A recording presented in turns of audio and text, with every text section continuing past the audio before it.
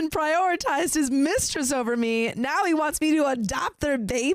My husband, Tyler, 41 male of 14 years, is a huge fan of both this Reddit and the OK Storytime podcast. So I'm writing this here so that he can really hear me. By the way, this comes from Puzzled and Broken, and if you want to submit your own stories, go to the r/OK Storytime subreddit. So, background. I, 38 female, and Tyler met in high school. We started dating in my final year and stayed together through college before moving in together and getting married in our 20s. We have 3 children, 1 boy, 8, 2 girls, 5 and 2 months. Last night, our pretty wonderful lives got destroyed when Tyler came home visibly upset. He poured himself a large drink and sat at our dining table with his head in his hands. I've never seen him like this. I put the kids to bed, fed the baby, and then went to talk to him. I wish I hadn't. I feel sick to my stomach. So he starts with how sorry he is that he missed Camille's birth. How odd. We'd talked about this. He'd been in Canada on business when she decided to make an early arrival, except he wasn't. He was in Canada, but at the birth of his other daughter, by his mistress, Emily, of 4 years. They were born less than 24 hours apart. I nearly threw up there and then, but I'd not long cleaned up from dinner, so I'm very glad I didn't. As if Tyler hadn't just burnt down our entire family, he continued. Emily is not okay. She can't care for the baby, and she wants him to have her. She wants to give up all her parental rights and that we can raise the baby as Camille's twin. Though through all of this, I haven't said a word. I hadn't shed a single tear, but that was the straw that broke the metaphorical camel's back. I walked out and locked myself in the bathroom. Tyler knocked on the door about 15 minutes later, telling me he has the effing paperwork for me to sign to bring his daughter back to our home country. And he really needs me to sign it ASAP to get things moving. I don't understand any of this, though. I don't understand the affair. I thought we were happy. I feel so numb, so freaking stupid. I'm walking around in a dreamlike haze, hoping to wake up before I knew any of it. We are pretty religious and divorce normally would never even be an option, but how can I stay with this man? But if I leave and reject his baby, I'll be shunned by our entire community as well as our children. I feel sick and ashamed and I have no idea what to do. Comment 1, do not sign any paperwork your husband gives you. That affair baby is not your child. They may be innocent in all this, but that doesn't mean you need to take on the raising of them. Your husband's affair partner should have thought about how she couldn't take care of a child way before now and used the proper birth control or terminated the pregnancy. Not count on her affair partner and his wife to raise her baby. The absolute audacity. As for your community, if they will shun you because your husband cheated and tried to bring his affair baby home as a twin to your actual baby, well, that's a religious community that's full of hypocrites, ain't it?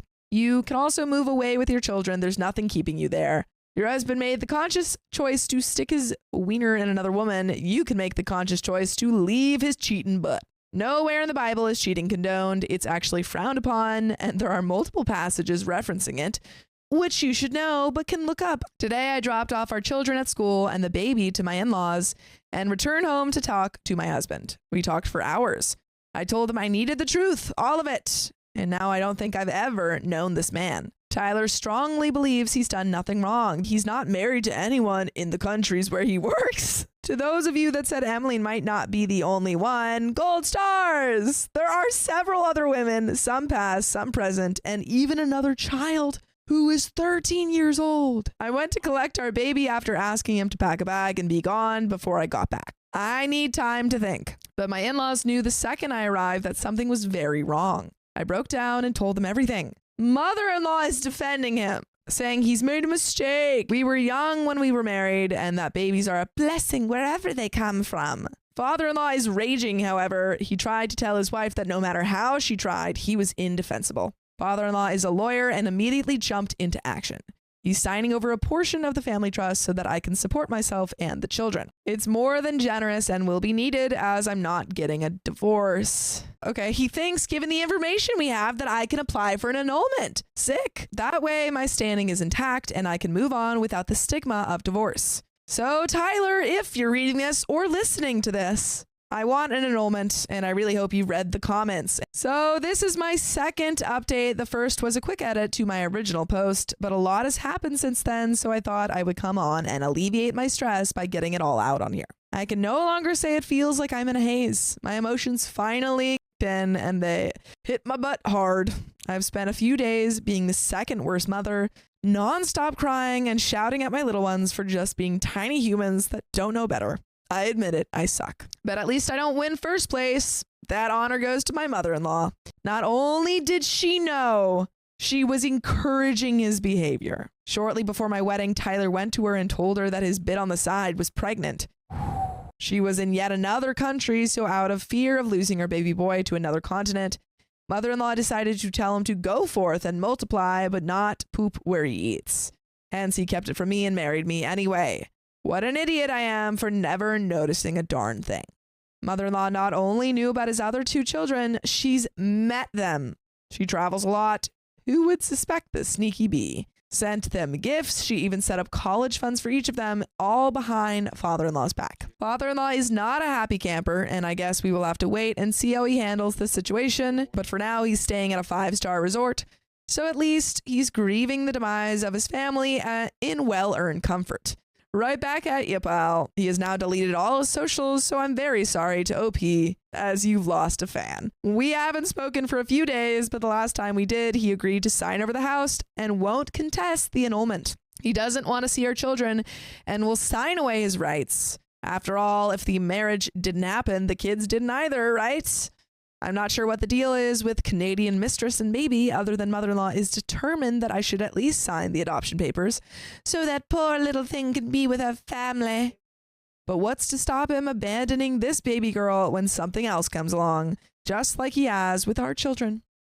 I don't have the emotional capacity to take on the baby whose existence brought my life crashing down, no matter how innocent she is. I truly hope she ends up in a home where she's cherished forever, but that home won't be mine. Which brings us to me and my children. We are all going to therapy individually and family. We need the help. Geez, I need the help to navigate this huge, life-changing mess that we find ourselves in. We had our first session on Friday, and it could have gone better, but it could have been a lot worse. The children know, in an age-appropriate, roundabout way, what is happening. There have been tears and tantrums, but they're just trying to adapt to a range of emotions they don't understand, and I'd never have wished on them. Once the dust settles and all the legal stuff is over, I want to sell the house and move. We need a fresh start and new people around us. I'm not sure what to do about the in-laws yet. Obviously, father-in-law has been amazing, putting everything into action and getting us in to see the right people. But I'm not sure I can ever forgive mother-in-law enough to look her in the face.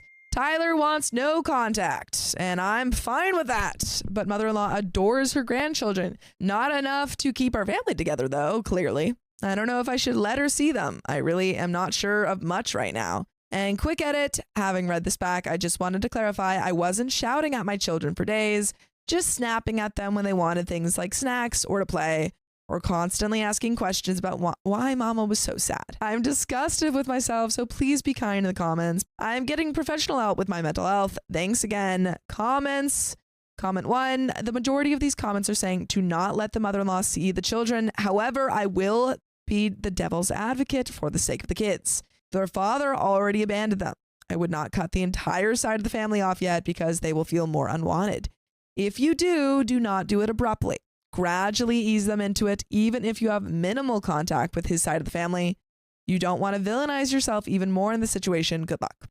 The children haven't seen mother-in-law since we found out that she knew and encouraged Tyler's behavior, but they have seen father-in-law several times. Mother-in-law messages several times a day asking about the children, but until now, I haven't replied. I will speak to the children's therapist about the best way to go about any contact she has with the children moving forward. Comment 2 says, I think it could be incredibly damaging to your children to have anything to do with your ex's side of the family when he is completely abandoning them, and when your ex-mother-in-law has proved herself to be a pretty immoral human being. But that is definitely something to discuss with a good therapist. For now, I suggest you keep her massively at a distance until you're clear on what to do.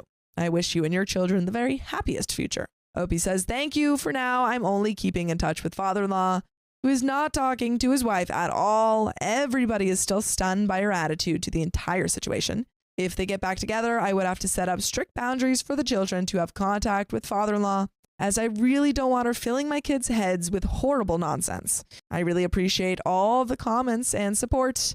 I genuinely just feel really lost right now. And that is the end of that story.